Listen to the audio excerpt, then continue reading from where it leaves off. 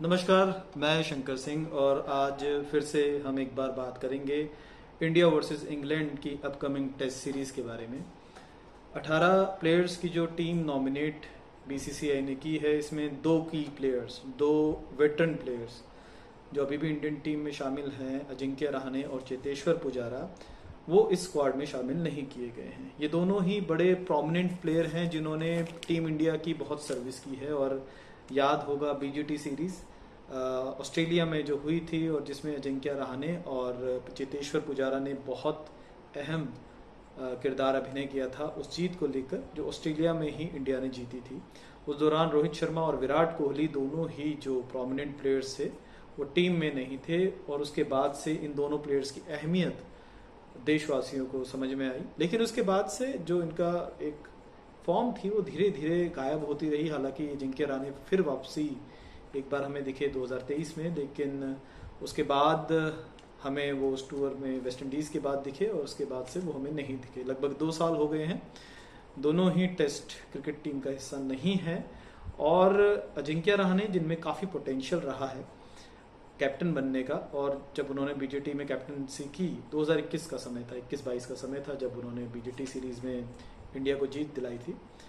उसके बाद से क्योंकि विराट कोहली टीम में कैप्टन थे तो तब से वो वाइस कैप्टन रहते थे, और उसके बाद रोहित शर्मा जब आए तो इसके बाद से वो कभी कैप्टन उनको बनने का मौका नहीं मिला। तो इस बार जो इंडिया वर्सेस इंग्लैंड के लिए जो टेस्ट सीरीज घोषित की गई, जिसमें नया कैप्टन जब घोषित किया जा रहा था तो आंकलन ये भी किया जा रहा था कि अगर अजिंक्य रहाणे टीम में आते हैं तो वो कैप्टन भी बन सकते हैं, जो एक इंडिया या बीसीसीआई के सिलेक्टर सोच सकते थे, क्योंकि अभी शुभमन गिल काफ़ी यंग हैं और टेस्ट कैप्टनसी वो कितनी अच्छी कर पाएंगे ये तो फिलहाल हम देखेंगे।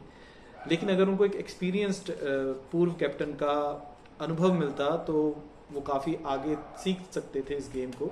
तो अजिंक्य रहाणे इसके लिए बहुत अच्छी चॉइस हो सकती थी, और एक प्लेयर भी एक्सपीरियंस जुड़ जाता, क्योंकि विराट कोहली और रोहित शर्मा दोनों एक्सपीरियंस प्लेयर है। हालांकि दोनों फॉर्म में नहीं है और टेस्ट में कभी वो इतने बेहतरीन नज़र नहीं आए पिछले कुछ सालों में, जिसकी वजह से जो टेस्ट टीम में इंडिया का जो ग्राफ है वो काफ़ी नीचे आया है। यहाँ तक कि वो इतना नीचे आ गया कि अब प्लेयर्स रणजीत से भी नीचे जाके उनको ढूंढने पड़ रहे हैं कि कौन सा बेहतरीन प्लेयर टीम में खेल सकता है, क्योंकि टेस्ट फॉर्मेट के लिए जो टेम्परामेंट चाहिए वो इंडियन क्रिकेट टीम में या प्लेयर्स में अब नहीं बचा है। जिसकी वजह से जो टेम्परामेंट हमने भी इंडिया न्यूजीलैंड में देखा, जो सीरीज हुई थी इंडिया में ही, उसमें 3-0 से जब इंडिया हारी थी तो उसमें धड़ाधड़ जो है विकेट्स गिर जाती है। ये सबसे बड़ा प्रॉब्लम है इंडियन टीम का।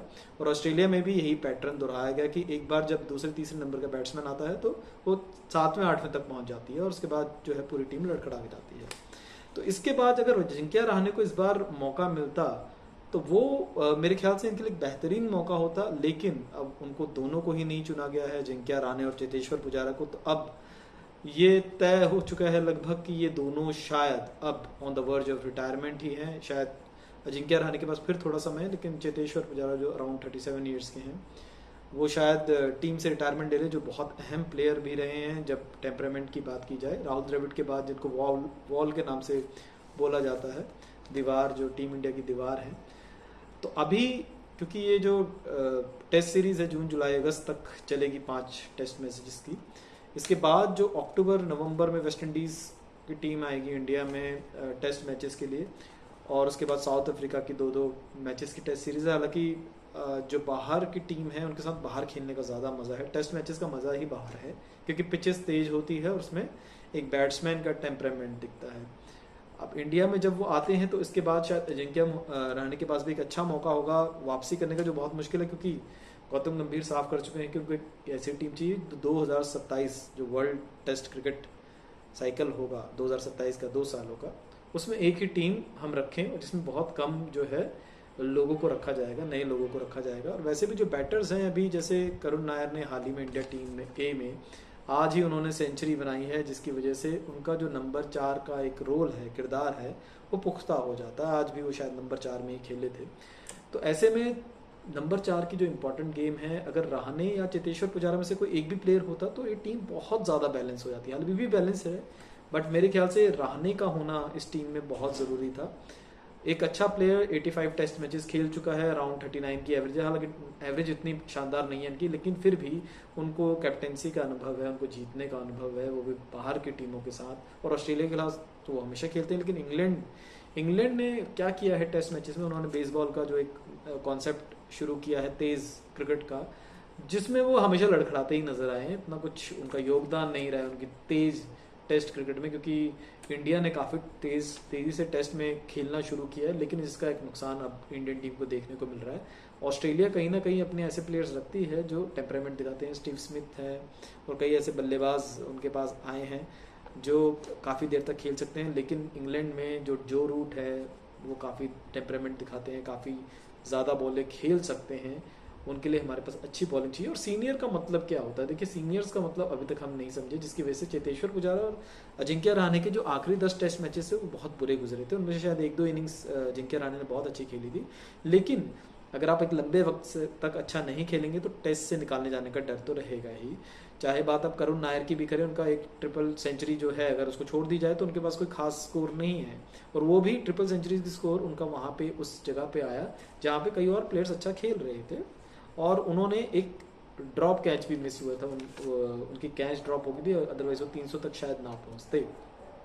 लेकिन उनके बाद जब उनकी परफॉर्मेंस डाउन हुई तो उनको टीम से बाहर निकाला गया। अच्छी बात है कि उन्होंने डोमेस्टिक क्रिकेट में सैयद मुश्ताक ट्रॉफी में अच्छा खेला, रणजी में अच्छा खेला, जिसकी वजह से उनकी एंट्री पॉसिबल हुई है। हालांकि अजिंक्य रहाणे भी पिछले कुछ सालों से मुंबई रणजी टीम की, जो बहुत इंपॉर्टेंट एक टीम है रणजी में, कैप्टेंसी कर रहे हैं, नंबर 4 पे खेलते भी हैं, तो एक अच्छा एक एडअप हो सकता था, जो शायद बीसीसीआई सिलेक्टर्स ने इंटरेस्ट नहीं दिखाया। पर मुझको लगता है कि इन दोनों प्लेयर्स को एक फेयर चांस मिलना चाहिए, क्योंकि रोहित शर्मा और विराट कोहली को हम T20 में भी देखते आए हैं, उनको वनडे में भी देखते आए हैं, लेकिन इन दो प्लेयर्स को अब हम सिर्फ और सिर्फ टेस्ट में ही देख पाते हैं।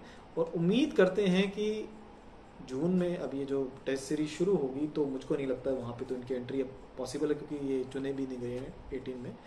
तो अब जो वेस्ट इंडीज़ की टीम आएगी और साउथ अफ्रीका की टीम आएगी तो इनको ज़रूर लिया जाएगा, और शायद चेतेश्वर पुजारा की हम रिटायरमेंट देख सकें, और कई बड़े लेजेंड्स की हम रिटायरमेंट नहीं देख पा रहे हैं। ये भी एक दुर्भाग्य है, क्योंकि टेस्ट मैच एक रियल जो क्रिकेट मैच जिसको कहा जाता है वो टेस्ट मैच ही है, और एक अच्छे प्लेयर की रिटायरमेंट टेस्ट मैच के साथ ही होनी चाहिए, ना कि वनडे या T20 के साथ, क्योंकि ये बहुत लिमिटेड ओवर गेम होती है, और टेस्ट मैच ही रियल टेम्परामेंट है। उम्मीद करते हैं अजिंक्य रहाणे 85 मैचेस जिन्होंने खेले हैं, और चेतेश्वर पुजारा जिन्होंने 100 मैचेस खेले हैं, और एवरेज भी उनकी 44 है, तो वो उनको हम दोबारा फील्ड में देख सकें।